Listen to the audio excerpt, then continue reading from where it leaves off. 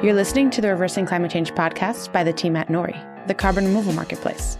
This is a show about the innovators and entrepreneurs developing solutions to climate change. Hello and welcome to the Reversing Climate Change podcast. I'm Ross Kenyon. I'm the creative editor at Nori's carbon removal marketplace. Today I have with me Eli Mitchell-Larson, researcher and PhD candidate at the University of Oxford and the corresponding author of the Oxford Offsetting Principles, an advisor to Carbon Direct, and he is leading the scoping group for a new carbon removal advocacy organization in Europe, a parallel to Carbon 180. Welcome to the show, Eli. Thanks, Ross. Good to be here. So happy to have met you. So happy to be engaging with your ideas. The Oxford Offsetting Principles made a big splash, and I've been thinking about them quite a lot lately. So I'm happy to have a chance to dive in more fully here. How did you get involved in their composition? What led to them? And why you personally, Eli? How did your career end you up here? Thanks. Yeah, sure. So the Oxford Principles for Net Zero Aligned Carbon Offsetting, which is a bit of a mouthful, but we like to belabor the title because it really is about that net zero alignment piece, not so much about the offsets themselves, was a document that was initiated by Ben Caldecott at the University of Oxford. And his goal was really to bring people together around this issue because everybody is making net zero claims. I often think that we've just passed through the sort of honeymoon phase where everybody makes a net zero claim and says mission accomplished. But now we're starting to enter into the execution phase where, CFOs, sustainability officers, mayors of towns, whatever it may be, they're starting to realize, oh, shoot, we've got to actually do this and we're going to need to buy carbon credits or carbon offsets. How do we do that in a way that allows us to make the claim, I have achieved net zero emissions? It's all about that claim. And so what Ben Caldecott and others did, Steve Smith, they brought together a group of academics at Oxford who covered a lot of different areas. So people who had deep experience on nature-based solutions like Yadvinder Malhi and Natalie Seddon, people that had more experience on the governance issues, the economic pieces, the sort of geophysics of climate change itself, bringing them all together and see if with such a diverse group of folks, we could come to a consensus around what does net zero aligned offsetting look like? And how can we make that useful to all the people that are out there making net zero commitments? In terms of me specifically, I started out in geology, geophysics, and paleoclimates, but I ended up going into the private sector and doing some impact investing at New Island Capital. And then I co-ran a startup in Nepal doing off-grid solar.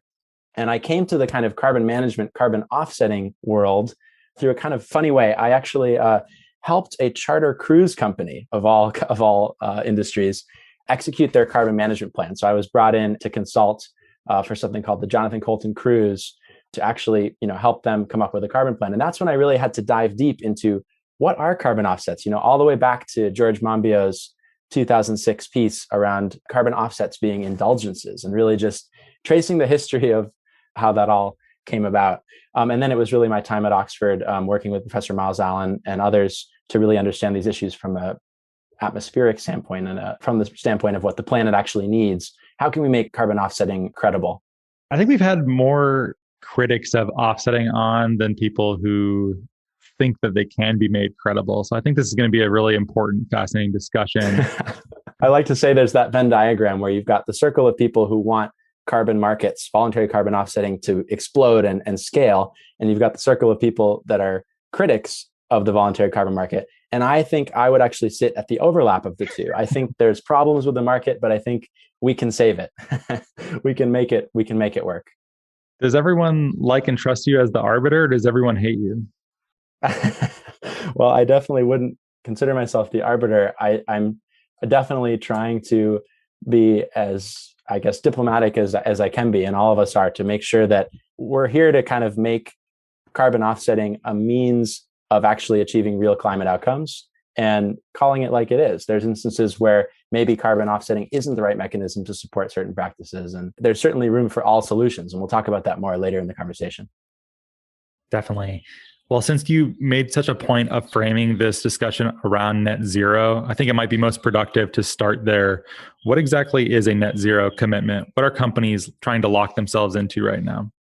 Excellent question. You're right. So, I think the useful thing is that the concept of net zero essentially has a geophysical definition, or at least it has a definition in the IPCC that we can all, the Intergovernmental Panel on Climate Change, the IPCC, that we can all agree on. And that is a balance of sources and sinks. So a balance of emissions, essentially with carbon removal. So the nice thing about net zero is that it encompasses a lot of sort of different end states. You can be net zero and be emitting no carbon, or you can be net zero and be emitting quite a bit of carbon as long as those emissions are balanced with removals. And so when companies or entities, non-state actors are committing to net zero, what they're doing is they are basically putting themselves in line with what we know has to happen to stop climate change. Because as a cumulative pollutant, CO2 is just going to keep building up and building up.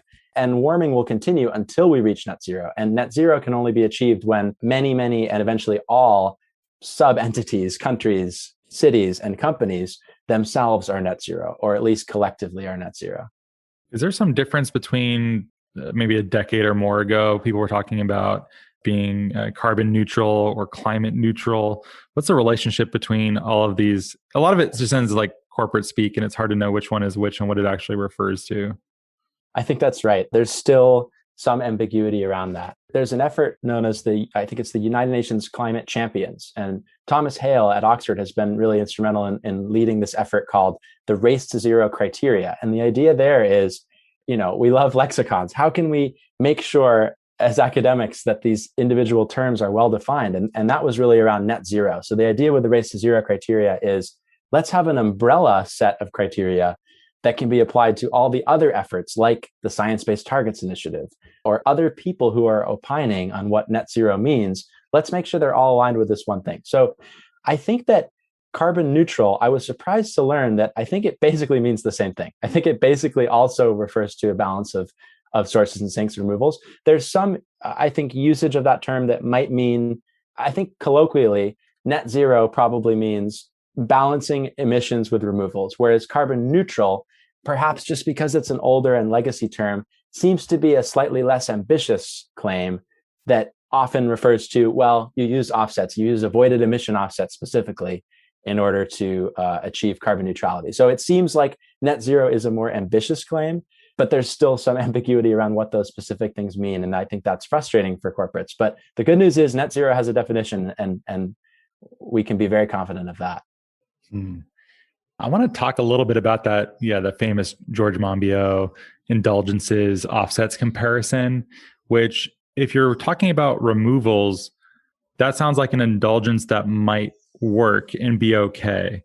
If it's just avoided emissions or some sort of other type of offset, I can see why that would rub people the wrong way and not be as accurate.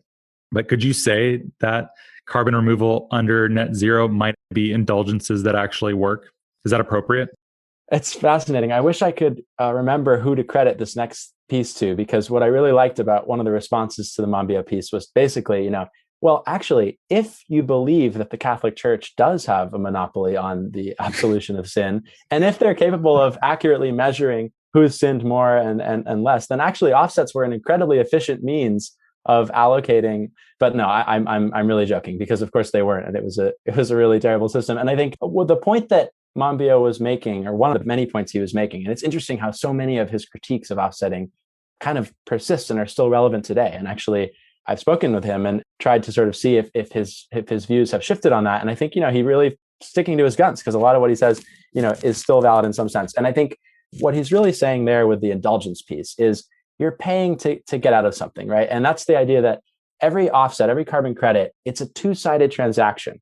We always focus on one end of it. One end of the transaction is money moves from someone that has money to some carbon project, often in the developing world, often doing some really excellent work, either to sequester carbon or to have some other benefit. And that's almost invariably a good thing. There's obviously concerns around that in some instances, how that money is spent. But that's the side of the transaction we focus on. On the other end of the transaction, the offset buyer, the person who ends up with the carbon credit, they now have the opportunity to not abate.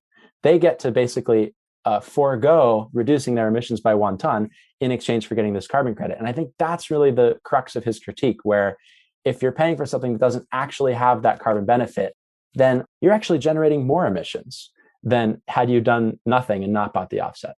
Now, your point about carbon removals being kind of the ultra effective indulgence, I think it's really that actually avoided emissions or emission reductions, so sort of the one side of the coin, and carbon removal, both of these techniques are capable of generating a carbon credit that is legitimate. It's just that you need to prove something called additionality, right? You need to actually prove that but for the purchase of the carbon credit, the mitigating action, the reduction of carbon or the removal of carbon would never have happened. And I think really what we're saying when we're saying that removals are superior, I mean, first of all, removals are the only thing you can use to balance the residual emissions in the end state when you're at net zero. But in the lead up to that, avoided emissions or emission reductions are a bit problematic because it's just really hard to prove additionality. Also, permanence and sort of other criteria that you would evaluate have issues too. But I think additionality specifically, and that's why even in advance of net zero, which is kind of the drop dead date when we need to be removing everything we put up, even in advance of that, there's plenty of reasons to be skeptical of avoided emission and emission reduction offsets. And so I think your point does stand. Okay, that's good. I like it when my points stand. That's always nice. I'm trying to think about maybe I'm overdoing this comparison, but I think what people don't like the indulgence aspect of it either. It's because it's not supposed to allow you to commit additional sins, I think. So if you buy the Catholic Church's case on indulgences or the absolution of sins, I don't think except maybe in the case of going to war, I think that you can be absolved ahead of time, but you can't say like, I'm going to cheat on my wife tomorrow. Like here's some money to pay for a new baptistry font or something. Like you can't do that, right? Well, yeah, it's funny that you're almost getting into this idea of ex post and ex ante accounting. Ex ante being when you pay for a carbon credit where the sequestration hasn't taken place yet. You're paying for someone to do that in the future. Ex post being where the sequestration of the action has already taken place. So maybe there's some analogy there. I bet we could write something right I think there. Forgiveness has to be ex post. I think you can't say I'm going to sin and be forgiven ahead of time. So I know ex ante offsets are also additionally controversial, right? That's like a big fights happen over there. That's right. I think a lot of people would say, it's important that if you're going to have some lead time between when you pay for the carbon sequestration and when it actually takes place, that lead time needs to be fairly short because obviously the longer it goes, the more uncertainty there is. And I think there's some great precedents we can take from financial markets and also project finance for wind and solar, where you can contract these things and you can reduce the risk of non-performance. In other words, reduce the risk that the person from whom you're buying an ex ante carbon credit won't deliver that credit. Or you can just say, let's just get delivery of the credits only as they're generated, almost like vesting into a stock. Would it be helpful to kind of go into the Oxford principles themselves? I know you've talked about them in the past on the program, but whatever would be useful, you think, to the listeners and to you to. Yeah, I think this is a nice place to break in because otherwise we'll just dance all around the so many complex issues that surround this entire discussion. So of the 4 Oxford offsetting principles, and we're going to work our way through all of these. The first one is cut emissions, use high quality offsets, and regularly revise offsetting strategy as best practice evolves. So this sounds like something we say at Nori is emit less and remove the rest. But why have a decarbonization first strategy and then negate your emissions after that? Why can't someone just do business as usual and use credible carbon removals and then get net zero that way? What's wrong with that? Great question. And I love the mitigation hierarchy you alluded to from Nori. And just a note to our listeners, there are only 4 principles. So this won't be a sort of 99 or 95 theses, whatever it was that Martin Luther Don't be putting nails in my door. Don't be doing that. Yeah, to extend the religious analogy. But yeah, there's 4 principles. And principle 1, let's take the 3 components in turn. So the idea of cut emissions. I mean, this is really simple stuff. And this goes back to this idea of a mitigation hierarchy. And I think the easiest way for me to think about it is, we've got some subset of emissions that we consider what we say is hard to abate or hard to eliminate. And our understanding of which emissions are hard to abate is always shifting. For example, for a long time, we've just stubbornly included steel production in there. And certainly the process emissions from, iron oxides, that's something that, it's really difficult to get rid of. It's fundamental to the process. It's not even an emission from the fuel. But that's an example of a big chunk of emissions that we've always considered hard or impossible to abate. We're going to need CCS or something. Well, actually, there's been a lot of talk and progress around, using blue and green hydrogen or ammonia, other sort of green fuels to do that same process. So our definition of what hard to abate is always changing. But if we take it at any given point, if your organization, your country, your city, your company, some portion of its emissions, often it's in the range of 15 to 30%. That's sort of economy or global wide, right? If you add up cement, steel, maritime transport, long haul aviation, agriculture, these buckets, whatever those are, that's probably what it's appropriate to offset. So we're kind of beyond this point where it's really permissible or appropriate to be offsetting your scope 1 emissions, your scope 2 emissions. And just to cover what those are, so scope 1 emissions, right? The direct stuff coming out of your smokestack, if you will, or from your factory. Scope 2 emissions being the emissions associated with your energy procurement, which often you can address through renewable energy credits, although there are some issues there. Does that actually advance decarbonization of the grid? Maybe, maybe not. So it's really these scope 3 or sort of indirect emissions that are typically the ones that are most readily offsettable, unless, of course, for some organizations, their scope 1 emissions are hard to abate. If you're a cement factory, you don't have a lot of options other than carbon capture and storage. And so I think that's kind of a good way, a good rule of thumb to figure out what you should be offsetting. Now, your question is basically, you're challenging that and saying, well, why bother? And I think that that's, in a sense, true. If you had extremely high quality removal, if you had extremely high durability of storage, removing carbon from the air with very low energy penalty, storing it in a geological formation in perpetuity, then why not? I think absolutely, because the reality is the cost of doing that, at least right now, is so high, $700 a ton. Let's say it got down to $100 a ton. Even so, if everybody were holding themselves accountable to offset all of their scope 1 and 2 emissions with that expensive solution, that would have the effect of a carbon price, and it would force them to mitigate, because they would be saying, why are we paying so much gosh darn money to address these scope 1 emissions when we could just eliminate them? Most people's cost of abatement will be lower.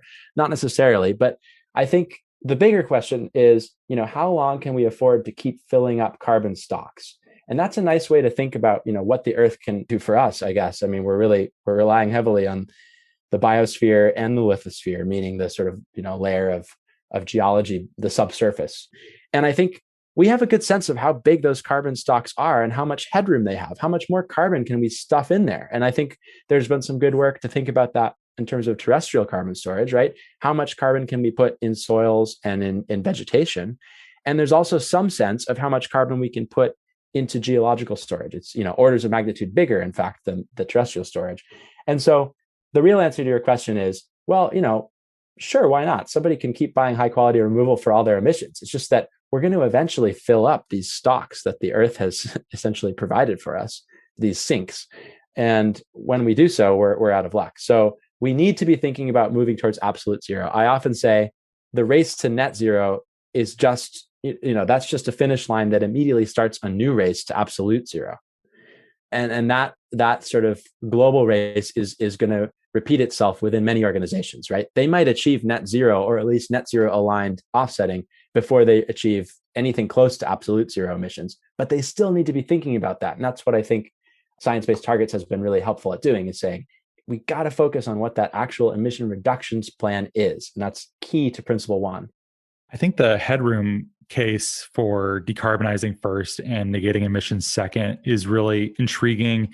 I hardly ever hear anyone make it, though. And I think it's because, I'm speculating here, and you can tell me if this is wrong in your opinion, but that I don't think there's a lot of faith in offsetting as a strategy. I feel most people think it's prone to some cases of abuse or greenwashing. And rather than them putting, a $700 ton into geological sequestration, it'll be some dubious $3, $1.50 sort of like avoided deforestation thing. And you're like, they're going to claim it, they're going to shout it from the rooftops, and no one's going to call them on it in a meaningful way. Am I reading too much into that?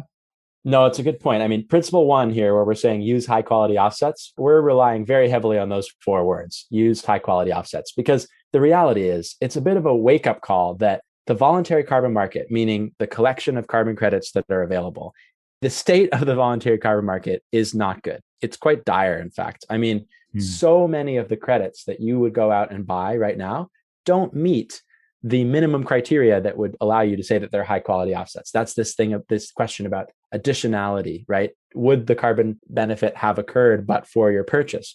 Is the carbon stored permanently? Is the carbon benefit achieved in perpetuity, right?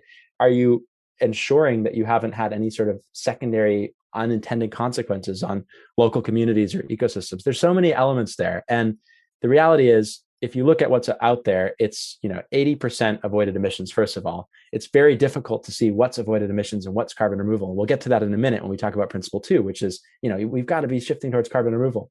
How the heck can we do that if we don't even know what is a removal and what isn't? But the reality is, so much of what's out there really is hot air. And I think that's why we have an uphill battle, but it's a battle worth fighting to actually regain trust and build credibility. And that requires that, people be honest and open and transparent about the data they're collecting. There need to also be ex post analyses. In other words, retrospective analyses. Barbara Haya at Berkeley is a really prominent person that's been doing excellent work on that front to basically say, here's a carbon market. Here's a specific protocol that was used to generate credits. Did it do what it said it was going to do?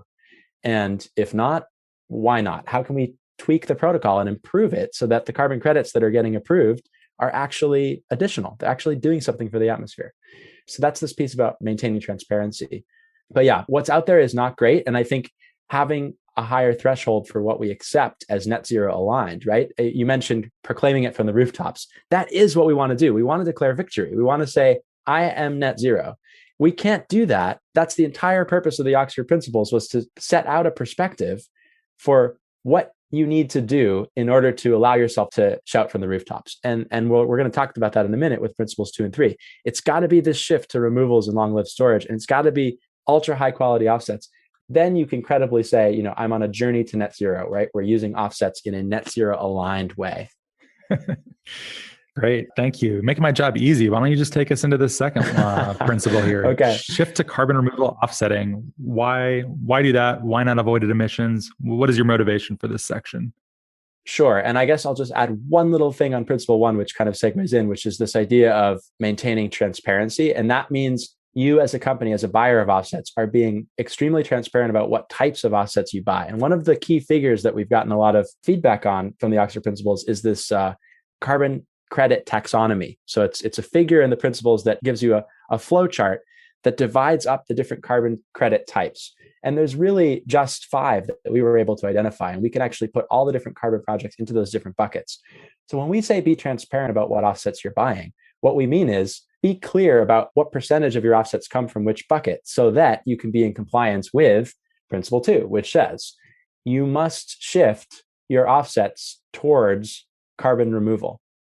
So there's this concept that every carbon credit, every carbon offset is either an emission reduction, sometimes referred to as an avoided emission, or it is a carbon removal. The former obviously requiring a baseline and sort of a counterfactual assessment of what the world would have been if you hadn't had the carbon project. Of course, you have to do that same counterfactual analysis for carbon removal as well. It's just that it's a lot easier because the baseline was doing nothing. And the action is to actually take carbon out of the air and store it someplace. And that's going to be really important, I think, when we talk about principle 3, is this piece about storage. You have to be storing the carbon somewhere. But anyway, principle 2 says you must shift towards carbon removal. And this gets back to what you brought up very early in the conversation. What is net zero? Net zero is when you balance any remaining emissions with removals. And so that's the end state. There's no other end state other than one in which everybody who's still buying carbon credits is buying all carbon removal credits. Now, does that transition have to happen tomorrow? I mean, it would be great if it could, but as we'll get into, the supply of removals is quite scarce. And also a lot of carbon credits are ambiguously neither fully avoided emissions nor removals.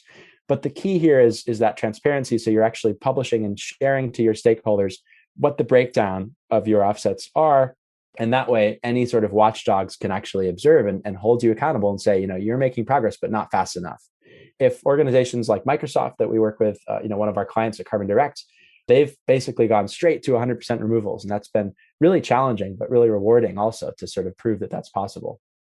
And the point behind this second principle is equivalence here being set up between, if you mobilize a ton of carbon dioxide, you are obligated to pull it out of the atmosphere and store it somewhere. You can't just avoid future emissions. You have to actually remove in a very clear, demonstrable way. Is that what is trying to be done here in this section? Yeah, exactly. It's basically saying you can avoid emissions or pay someone else to reduce their emissions in advance of net zero. But once you get to net zero, by definition, that means globally, we're removing just as much carbon as we are emitting.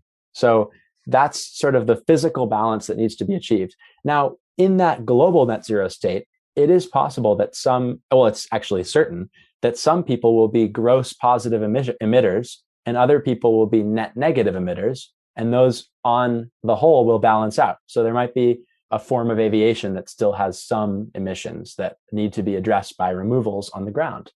There may be some agricultural processes that we choose to continue in the same way, and we counteract them with commensurate storage of carbon somewhere else. And I think you also hit on this point that some avoided emission carbon credits don't seem to involve the apparent storage of carbon. And that would be something like methane or N2O destruction. It's a bit mysterious. You kind of destroy the pollutant. Where is the carbon being stored? Well, it's not really being stored, except perhaps in the sort of uncombusted fossil fuel that you didn't buy in the case of clean cook stoves, which is a bit of a weird thing to wrap your head around. But all the other carbon credits do involve carbon storage. And this is where we have this 2x2 matrix. On one axis, you can ask, is the carbon credit removing carbon from the atmosphere, or is it avoiding emissions to the atmosphere? On the other axis of this matrix, you can ask, is the place where you're putting the carbon a very, very safe place with a low risk of reversal, or a less safe place with a higher physical risk of reversal? Both of those buckets have value. And actually, really, it's a spectrum, right? It's a spectrum of different degrees of risk and permanence. But I think that's what we're trying to identify is there's this matrix, and we need to be shifting towards the removal side because that's the only way we can actually balance remaining emissions. And principle 3, which we'll talk about soon, we need to be shifting towards that long-lived storage, that low-risk storage. I think we should go there now. Principle 3 is shift to long-lived storage, which is something that we spend a lot of time thinking about at Nori.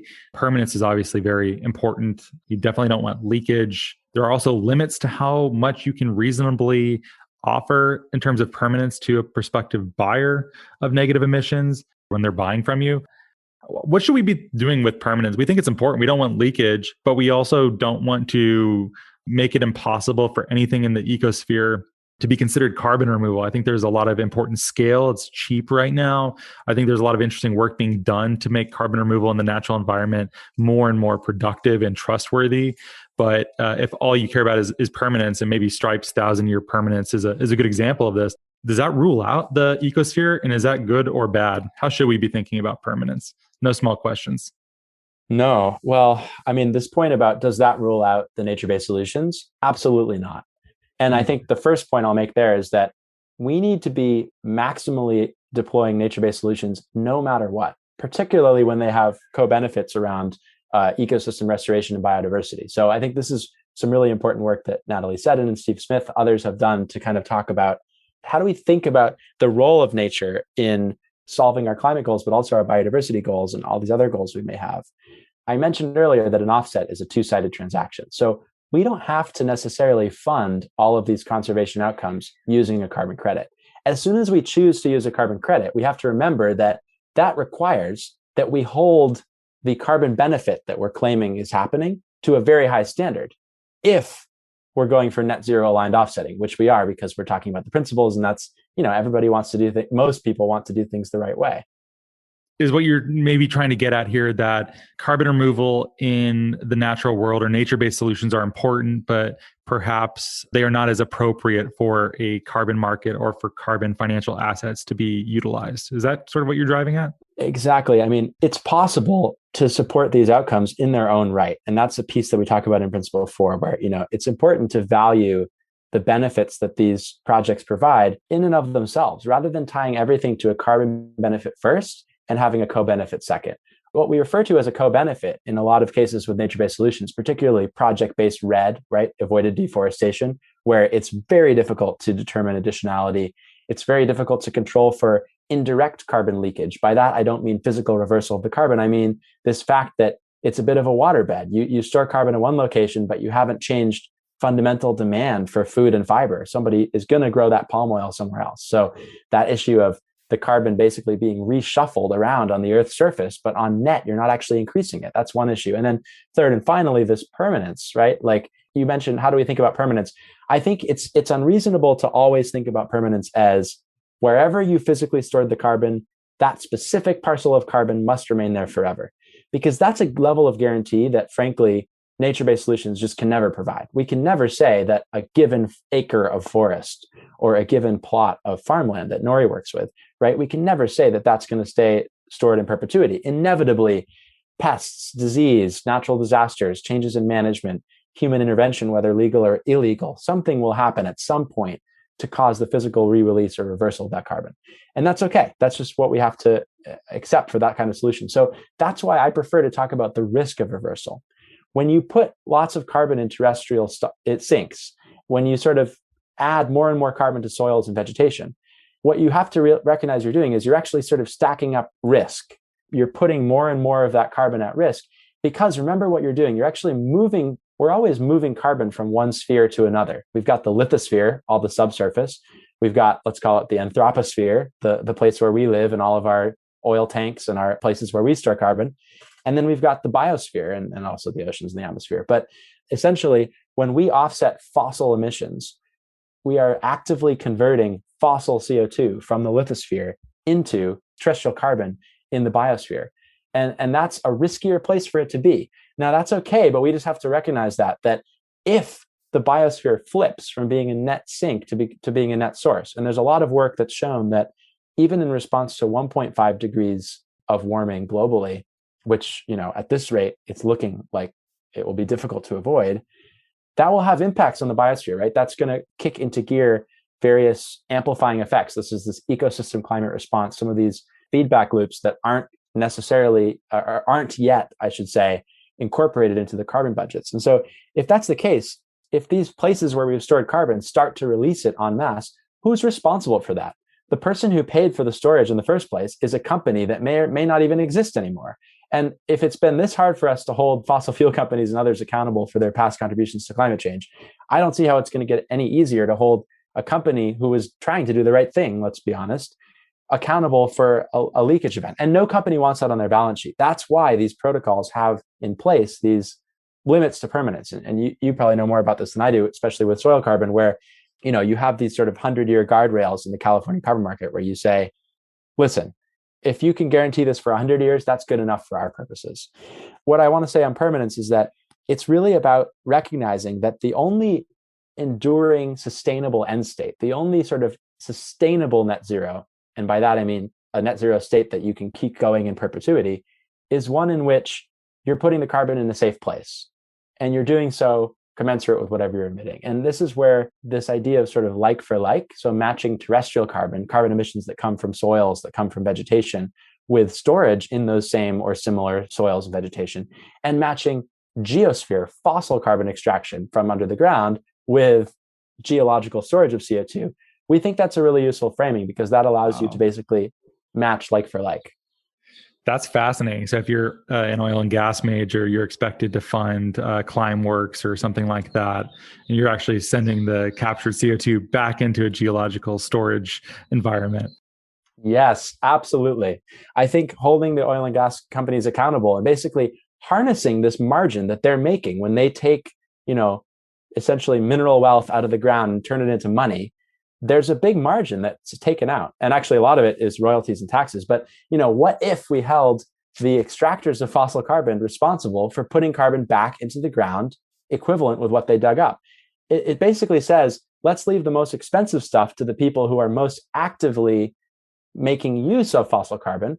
And let's leave the cheapest stuff, like avoided deforestation, to the emissions that really have no one to speak for them. So these emissions that are going to sort of start burping out of the biosphere in a decade or so, let's say, who's responsible for those? It's really hard. We're not good as a species at solving this collective action issue. And so if we don't know who's responsible for those, it's safer to match those against the sort of low-hanging fruit and say, while we have your attention, fossil fuel companies, while you're still making money, while we're still using fossil fuels at all, let's take advantage of that. And let's make sure that you are contributing to storing a initially small but growing fraction of the carbon. And this is a policy proposal from Miles Allen that's referred to as the carbon take-back obligation.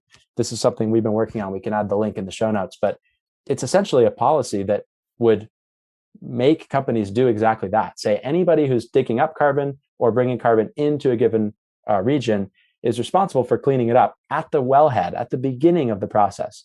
And that doesn't let the emitters downstream off the hook, but it actually forces the extractors to have what we call extended producer responsibility. The same way producers of paper packaging or car tires have to pay for the costs that their product creates. Why would we treat oil and gas products any differently? No, I think carbon take back obligations require a separate show entirely because there's so much there too. Are you also saying though that if you're involved in agricultural emissions, then you should focus on soil sequestration or land-based mechanisms for carbon removal, or is that an inappropriate application? I think perhaps that could be the conclusion, but I think we want to keep it with the Oxford principles. We want to keep it high level and say, look, we can't, all we can really say with confidence is you've got to shift towards removals and you've got to shift towards long-lived storage. Now, how fast you make that transition, there is some evidence to back up how fast that transition should happen, and we can talk about that. But it's going to ultimately be up to individual companies, and this is a voluntary market after all, right? I mean, I think we all understand that this needs to be a compliance market. We need to make this stuff regulated and we need to make this stuff mandatory.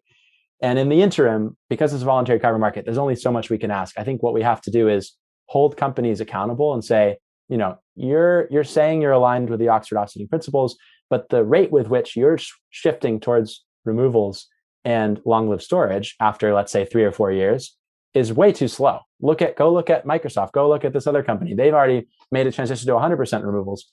Get with the program. It allows us to kind of separate the high ambition folks from the low ambition folks. And that's probably the most we can ask for. Now, there is this point about matching like for like. And I think that's right that, we should be always cognizant of the transformation we're making when we're moving carbon from the lithosphere into the biosphere or vice versa. Right now, we're doing a lot of converting fossil fuels into trees.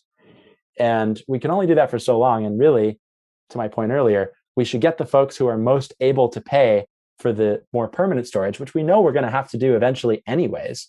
It's just a question of who do we hold responsible for doing it and when.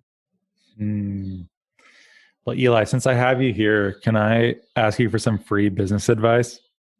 Well, let's see if I have anything to offer, but we can try. With soil sequestration, the farmers that we work with, we only required 10-year contracts for permanence. And there's so much that goes into these permanence discussions because, as you noted, in other markets where 100 years is the norm, that's off-putting to a number of farmers and growers because that's ultimately an obligation that will fall on their grandchildren or maybe even great-grandchildren.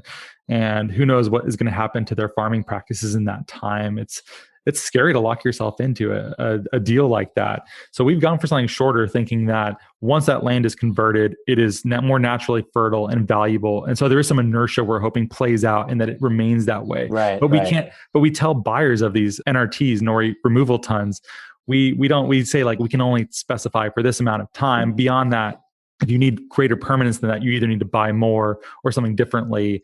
Ultimately, Nori is not a soil or ag company. We want to be involved in carbon removals broadly and are thinking about permanence and if and how these assets are fungible against each other in terms of permanence. I'll put a pin in that. Let's ask that one to you next. But how should we be approaching soil? Is this an okay way to think of it? I think you're absolutely right that you can't get somebody to sign on to a 100-year agreement. That's unreasonable and it wouldn't make sense. But the reality with a lot of regenerative agriculture and soil carbon project types, as I understand it, is you're basically paying for a behavior change and you're paying to kind of build up that carbon store in the soil. But it is vulnerable to being re-released if the land ownership changes, the management practices change. So it's probably most accurate to think of it in this sort of ton-year framing, as in you're paying to keep 1 ton of carbon in the ground for 1 year. That's what you're paying for. You're not, right? And so I think that's an interesting model that Zach Parisa from Sylvia Terra has pioneered. And it's a difficult thing to wrap your head around. And I've even struggled too, because I think it doesn't really fit into this framework. And as a result, it would only be appropriate to have those sort of short-lived carbon storage methods in the interim as a transition towards more permanent removals. Now, again, back to my point about, there are plenty of reasons to be doing regenerative agriculture, to be storing carbons in soils and enhancing our soils. And we should be doing those. And there's no reason why, there can't be additional claims that buyers of credits would make. Like if I wanted to have a net zero commitment and a net positive impact on soil regeneration, I could do that. And then I could go out and fund regenerative agriculture on its own merit, not asking for any sort of carbon credit in return. So we have to think about models like that, because that might be an additional way to fund that behavior. But it's definitely difficult. And I understand, because, we need to be doing these things, and yet they don't fit neatly into what we know needs to happen from a geophysical standpoint in terms of actually managing the carbon that's coming out and the carbon that's going back in. I have this this idea, and feel free to dunk on me if you think I've made a wrong turn, that even if sort of the worst case here, the worst case beyond premature leakage for soil carbon is that it only lasts for 10 years and then the land is plowed up and turned into a subdivision or something like that. I think even buying us additional time of less carbon in the atmosphere over the course of a decade or two or three, while the more permanent solutions scale up, that still seems very valuable to me. I'm not sure exactly how it should be valued, and maybe it's not my place to judge. That's more of the market, and information needs to flow between parties to figure it out. But is that right or wrong, or some mix? I think you're right that it has value, and the big question is how much value. And there is a way of kind of quantitatively comparing the value of permanent storage to the value of temporary storage, and it involves invoking a discount rate. So it involves the terrifying prospect of deciding the degree to which we value future generations less than current generations. But with that, you are capable of making those comparisons. I think it definitely has value. And in the Oxford Principles framing, what we're saying is, it's important to keep escalating that percentage of removals that you're buying and that percentage of long-lived or low-risk storage that you're putting carbon into.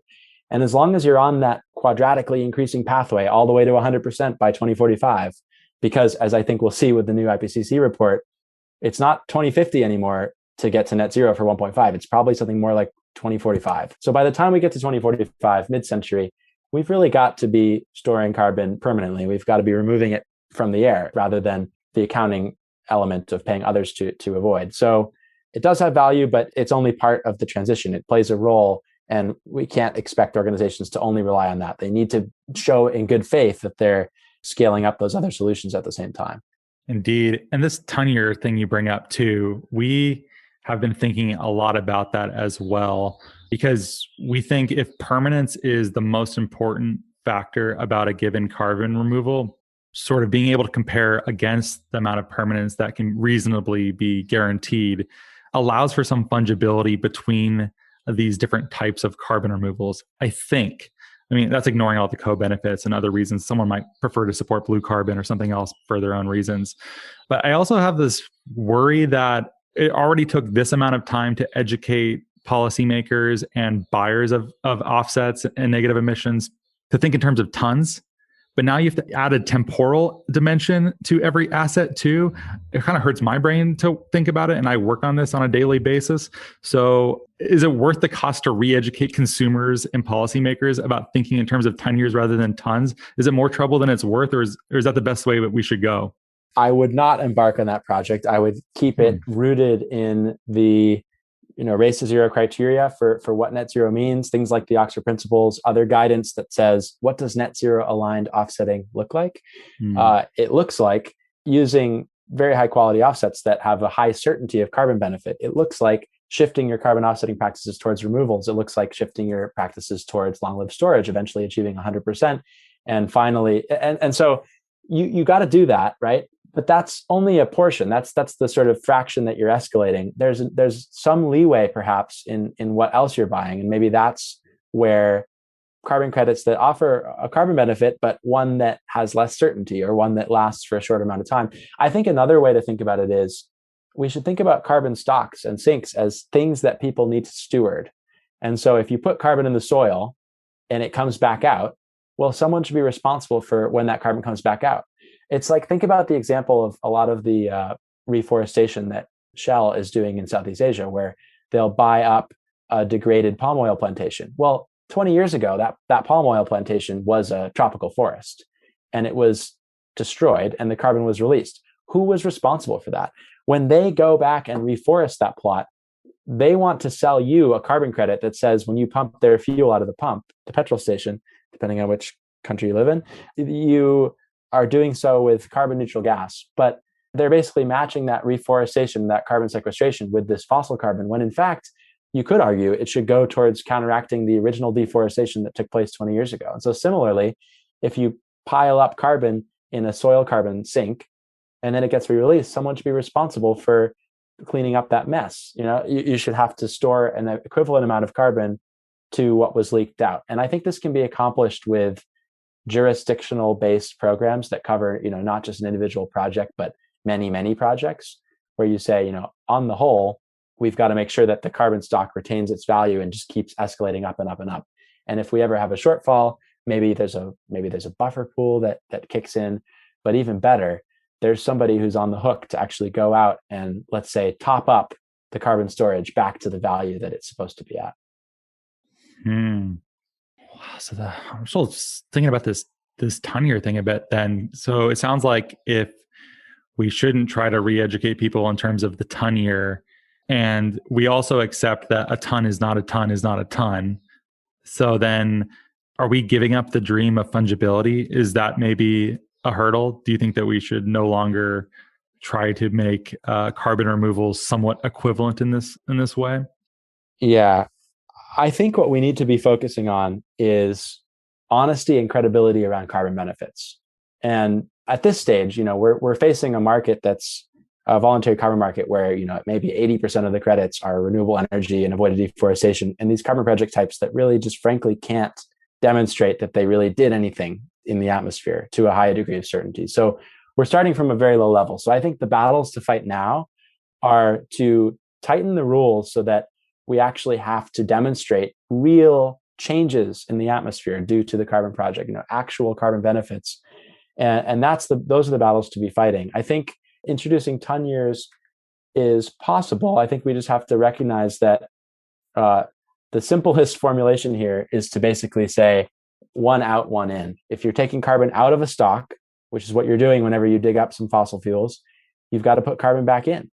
And if we actually have those physical flows matched, and we can ensure that, there's a huge role for soil carbon there, because there's plenty of carbon belching out of soils all over the world at any given time. And so why don't we match that physical outflow with physical inflow, adding carbon to similar stocks? So I think that physical balance is really important, because the more we abstract away from that with these credits, we come into more danger around creating situations where there's not fungibility. I think a ton is not a ton, right? Frankly, carbon credits are extremely different. They're quite heterogeneous. And I think that's what we tried to do with the Oxford Principles taxonomy, is say there's fundamentally different buckets of carbon projects, and they have different roles to play. And companies need to be clear about what they're buying. They need to make sure that they're on the right trajectory. They need to publicize that and share that. It's maybe not the most direct answer to your question, because I think there's a lot we need to educate and assist on when it comes to high quality offsetting. Because if somebody just goes out to the market and they just buy whatever they see first, it's probably not going to be good. And are they even going to know that? So I applaud the work of, a lot of journalists that I've seen who are writing these, frankly, almost exposés, where they sort of say, look at this carbon project. Like, if whether you're a scientist or a layperson, like, does this hold water? Like, it clearly doesn't. And, a common sense can go a long way if you really, shine a light on some of these practices, and people say, you know what, this is just not legitimate. Clearly, it needs to be tightened. Well, how about you take us to this fourth principle, support the development of net zero aligned offsetting? How might that proceed? Right. So fourth and final, this is really saying, in addition to making these transitions in your offsetting portfolio, it's important that you, as a credible actor, as a net zero aligned actor, are actually pushing offsetting as a practice in the right direction. This mostly comes in the form of setting up long-term agreements. So we touched on this a bit earlier, but actually being willing to engage with some carbon projects who are going to need to show that they have a buyer for their carbon credits over a period of time. So you can actually be very supportive to some of these nascent, earlier stage technologies by pooling demand with other buyers and actually engaging in one of these long-term offtake agreements. There's also this idea around forming alliances with your industry, whether you're a group of lawyers or a group of universities or a group of cement producers who have kind of common problems, frankly, and maybe common solutions. You have a similar mix of emissions, and you can pool together and actually maybe have strength in numbers and maybe have principles across your industry that you can decide on together. And then there's this idea around supporting the preservation of nature and restoration in its own right. And we talked about this earlier, where part of participating in a net zero aligned trajectory is making sure that all of these different environmental crises are addressed. And although you need to be certain and sure that if you want to declare net zero emissions, the offsets you're using are actually producing a tangible effect on the atmosphere, they're increasingly only removals and they're increasingly only long-lived storage. Now that is going to start to limit the degree to which some companies in the late 2020s, 2030s, 2040s can rely on some nature-based solutions. But again, that's no reason not to continue to support those solutions in their own right and find ways that governments, companies, everybody can make sure that enough money is going to preserve what ecosystems we have left. And also, after we achieve what I often call peak farm, in other words, the peak amount of land under agricultural management, we start to shrink that, whether that's through more efficient production or changes in diets that free up land. We're going to start to, we hope, have free land that we can use to, free from a carbon standpoint, right? Not necessarily free land to store carbon on, to allow ecosystems to flourish, all of this. And we have to make sure that we do that, even if it's no longer necessarily part of or as explicitly part of a carbon market as before. Okay. Well, what do you think has changed since the publication of these principles, Eli? Has anything added complexity or nuance to your thinking, or have you personally ditched any of these and said, I no longer support this principle? I doubt that's the case, but what's happened to your thinking on it? Well, we've gotten some great feedback. And I think one of the pieces that we've realized is this point that I just made about really needing to emphasize the importance of nature-based solutions as a means of solving the sort of dual crises of the biodiversity crisis and the climate crisis. I think we're seeing a couple of things. We're seeing, in a sense, the principles were quite timely because a lot of entities are claiming to be net zero and they're not. In other words, they're still using avoided emission offsets. We saw a little Twitter storm erupt a few weeks ago when Mark Carney, I think innocently, but accidentally tweeted that Brookfield Asset Management was net zero. And of course, it's not. They buy avoided emission offsets. So I think we're seeing a rise of people making claims that need to be pushed back against. Whereas we've exited the honeymoon phase of net zero commitments. Now we're in a period where we actually have to hold accountable people that are making these claims and make sure that they're actually aligned with the science and with things like the Oxford Principles and science-based targets guidelines and other forms of guidance. So that's something we're seeing. I think we've also witnessed a big push by the fossil fuel companies to support nature-based solutions. But I think this we have to observe with great caution. Because again, I think we might be playing into their hands if we're supporting nature-based solutions at the expense of supporting some of the costlier but more secure forms of storage with engineered solutions. I do worry about that we're losing our opportunity to harness the ability to pay of these companies who are profiting from climate change, essentially, who are profiting from fossil fuels, hold them responsible for helping the development and the evolution of these nascent removal technologies. Yeah, maybe that's a good segue to share a little bit about some work I've been doing and some thinking that we've been doing around what does carbon removal really need to get up to speed? Because if you wanted to go full steam ahead on the Oxford Principles tomorrow, where are you going to find all that removal, right? There's definitely some reforestation you can buy, but in terms of mineralization, enhanced weathering, direct air capture, biomass carbon removal and storage, these, frankly, quite expensive engineered solutions that deliver that higher degree of confidence in terms of permanence, where are you going to get those? How are you going to develop that market? Do you know? Or are you putting that on me? we're trying, man. Come on. Yeah, no. It's yeah, tough. so I think we've done I hope that was a useful overview of the Oxford Principles and kind of how they came to be and where they are. I don't know if we missed anything there, but yeah, one thing that's become clear since the Oxford Principles were published, one thing that's certainly clear is that removals need help, right? First of all, organizations like Carbon 180 have done an excellent job. This is an independent advocate in the US who have really become the locus of knowledge and support for carbon removal and really a place for people to go and understand. There's also something called the CDR primer, the carbon dioxide removal primer, which we can put in the show notes, which is an excellent resource. I'm sure you've already talked about that a bit in the podcast. But what we're realizing is, I'm based at the University of Oxford, and so I'm exposed to kind of what's happening in Europe, but also a little bit as an American, what's happening across the pond. And what we're seeing is that, CDR, carbon dioxide removal, really needs Europe, and Europe needs CDR as well. And that is a piece of the puzzle that isn't really happening. So if you look back at the evolution of solar and wind and some of these other climate solutions, Europe played a massive role in providing those deployment incentives, the German feed-in tariff and other things that really allowed these technologies to flourish and develop. And so I'm actually in the process of helping launch an advocacy organization that will play this role in Europe, that will actually bring the conversation on carbon removal in Europe to a healthier place. Because I think right now, there's a lot of concerns with carbon removal. I think when people hear the word carbon removal, even in the context of the Oxford Principles, when they hear that, oh, wow, we have to switch all our offsets towards removals. I don't know. What do you think, Ross? I think people hear that word removal and they think of the engineered solutions. They think of direct air capture and these kind of new technologies, when in fact, removal encompasses many, many technologies and pathways, including the nature-based solutions.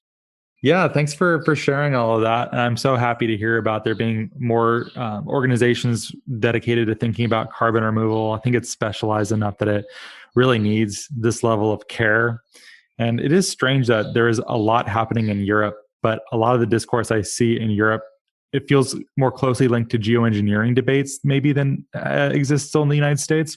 That might just be my perception, though. Maybe it's yours too. I think that's right, that the idea of removals is somewhat fraught, and people are concerned that there's going to be some, industrial capture, or industries are going to use removals as an excuse to sort of lock in behaviors that we don't want to perpetuate. And so we know at this point that removals are a complement, not a replacement for emission reduction. And so their role is critical, not just for eliminating those hard to abate emissions, but also, I really like Holly Jean Buck's point about carbon removal is a means of decolonizing the atmosphere. In other words, it's a means of holding accountable those entities and countries who put all the carbon in the air in the first place. So I don't think really anybody should be afraid of carbon removal as a concept, because at this point, it's very clear from the IPCC and other sources that we're going to need it to achieve our temperature goals. But there might be some very legitimate fears and concerns. So what we're trying to do is launch a vehicle, an organization, an NGO that's, we call it, Carbon 180's little sister or European sister, because what we want to do is three things, really. Support policy advocacy, so be an independent, philanthropically funded advocate who can actually, 10x the research budget for carbon removal, who can push for that deployment funding I mentioned, deployment incentives that really kind of get these things moving and developing, and also providing fair and safe rules of the road. Because I think, if you're concerned about carbon removal, if you're concerned about the idea of direct air capture or geological storage or some of these solutions, the right solution, I would say, is not to fight against them, but to engage with them and say, who should be setting the rules to make sure that they're done safely. I think it's really a matter of society acknowledging that we will need to remove carbon and that it's an important piece of the puzzle, and that the mix of carbon removal pathways that we deploy is really something we need to decide as a society. But right now, we're at risk of making that decision based on a lack of knowledge, a sense of fear, and just simple heuristics like what's the cheapest thing. So we want to change that. We want to change the narrative. And so that's why another thing that this organization will do is convene ENGOs, environmental groups, and help to air some of those concerns, start to build a coalition. That's something that we've seen happen in the US. You can really build a coalition around the concept of carbon removal and make sure that it's done responsibly. And then third and finally, this idea of funder education. We think there needs to be a place for philanthropists and funders to go to get up to speed with carbon removal and understand how it fits into their strategy and how they can actually support not just fundamental basic research, but also lab exit, right? Getting technologies out of the lab and into the marketplace, and supporting all these other forms of advocacy and convening and the things that need to happen to build a thriving ecosystem. So I'll just close with what the status of this organization is. We are intending to be, very collaborative and complementary with other efforts that are at play in Europe. So we're just trying to fill gaps here. We're not trying to do anything that others are doing. We've received some anchor support from the Grantham Foundation, from the Climate Pathfinders Foundation. So we have an initial pool of funding to go out. And so right now, what we're looking for, what I'd encourage listeners to check out, is we have a posting for an executive director. So we're looking for somebody to lead this organization, to take on this budget that we've raised, these partnerships that we formed, but really build an organization that will be a champion for carbon removal. And in a way, it's, the face of carbon removal for Europe, something that the US already has in some ways through Noah Deich and other excellent members of the CDR ecosystem, but doesn't really exist in Europe yet. So Europe needs CDR, CDR needs Europe, and we'll put in the show notes a link to cdradvocacyeurope.com, where people can check out the ED listing and see if they want to support and get involved. I think there's going to be a lot in the show notes today, so you should definitely check that out if you're listening. Last I heard, you were looking for an executive director to lead this new effort. What's the latest? How's it been going? Absolutely. Yeah, we've had some really strong applicants from really all across industry, climate, activists, people that have worked in policy positions. So it's been really exciting to see, and we're just going through that process now. But we're definitely still looking for additional candidates who are interested. And the reality is, carbon removal is a relatively new space, and so the ecosystem doesn't really exist, and so there aren't necessarily a lot of people that have deep knowledge of carbon removal and all of these things. So we're looking farther afield. We're definitely looking for people that have built organizations, people who are able to set a vision and be a charismatic leader that can inspire people, and who are willing to be flexible, diplomatic, and thoughtful in how they learn about and then communicate the need for carbon removal, because it is a very difficult topic. It's complex, covers a lot of different areas of science. It has engendered controversy. And so we need someone that's able to speak to different audiences and really help bring in the concerns and the supporters and skeptics of CDR from very, very different walks and areas. Are you guys going to start a podcast? We could cook something up, Ross. That would be fun. There's a lot, right? There's a lot to talk about. I think we're close to 200 episodes deep of this. I don't feel like I have had the final say on anything at this point. Like the complexity is only increasing. Yeah, hopefully not. No, I mean, at least that's one of the reasons why it's not that difficult to keep the show going, is because they're genuinely interesting and difficult problems, and there's so many angles, and I just discover new ones all the time. But specifically for your efforts in Europe, I wish you lots of success. I'm happy to see more people thinking about this. I love seeing more people enter carbon removal as a career. I love seeing thoughtful people try to make some of these conversations happen. I think it's really important. I get kind of discouraged sometimes if the timbre of the conversation gets a little too aggressive or downery. I like that there's an attempt to elevate it. Yeah. But anyways, not to go back to that familiar territory that, for as much as I talk about not wanting to do it, I have meta comments on it all the time. I should stop doing that. Anyways, though, links to all of those things are in the show notes. Eli, if someone wanted to follow your work personally, where's the best place for them to do so? Yeah, thanks, Ross. Well, first of all, encourage anyone to check out the Oxford Principles for Net Zero Aligned Carbon Offsetting. And actually another paper that we're about to put out that I'd love to also share in the show notes, where we actually show a vision for how you can operationalize those principles, how you can actually have an offset that has baked into it all of the things that I just talked about. So if that sounds appealing, this paper is for you. But in terms of following me, I'm at Eli M. Larson on Twitter. You can check me out there. And yeah, I'd be keen to hear from anyone. So we'll include some ways to reach me in the show notes. And I really look forward to continuing these conversations. Me too. Happy to have you back sometime to talk about future papers and research, et cetera. There's clearly a lot here. I left a lot of comments of yours go by without responding, even though I wanted to. I don't know if you knew that, Eli. I was like, oh no. That comment had 4 or 5 noteworthy things. No, I hope I didn't monologue through them. So I'd love to. I'd love to hear them. It wasn't a factor of the way in which you speak so much as the content is important, and there's a lot to say about all of it. Anyways, that's a good sign. There's more to talk about, and we'll have to do more in the future. But in the meantime, thank you so much for coming on the show. It was a lot of fun, and I'm grateful for having you here. Thank you, Ross. My pleasure. Thank you. And thank you for listening too. If you like what we're doing here, please rate and review us on iTunes or Apple Podcasts. Tell your friends, have a nuanced discussion about offsetting and carbon markets. Try and bring that and shoehorn that into your weekend. I'm sure your friends will love it. Hopefully you have friends who will love it. Whatever. Okay. Thanks for listening, and goodbye for now.